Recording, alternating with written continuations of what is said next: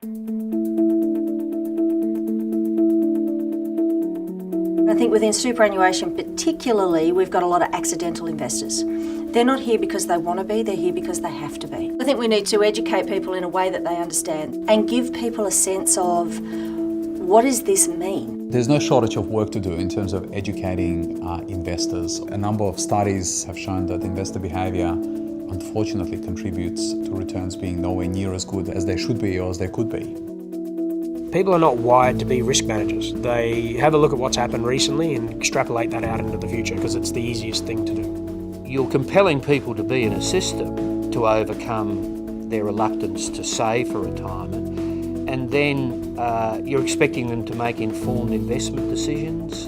I think we have to accept that there's a limit to which your average person understands how to deploy potentially large amount of money at retirement age. These risks are very complex to understand, and they're very complex to model, and an individual's ability to be effectively their own defined benefit pension scheme manager is well beyond many people's capacity.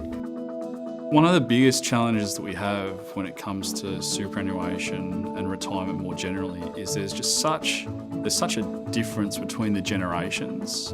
My grandparents lived through the Depression, and now we're looking at the next generation, which is my generation, the ones to follow. We have compulsion as a key element, but ultimately we have to make the right decisions to ensure we get the right outcomes. There's a lot of people that were, probably nearing 65 years old now that are probably panicking a little bit, thinking, gee, I was never educated on this all the way up till this stage, and then I've only had the last 15 years where I've had to really put my foot down, and I don't know whether it's enough to get me through.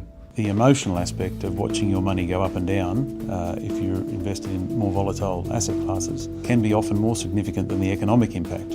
If you get it wrong, it can be the difference between eating cat food or caviar in your retirement, not for a year or two, for the rest of your life. In Australia, we use the term, she'll be right, mate. The government has decided what contributions I need to make.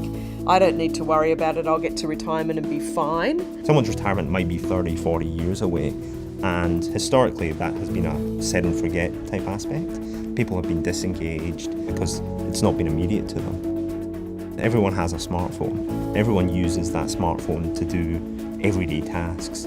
We have clients who are using that type of technology to try and genuinely engage with people about issues which typically they may have very little interest.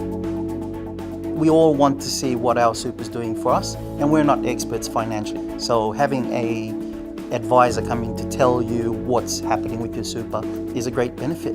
It's not about the endpoint, the return, etc. It's about the strategy.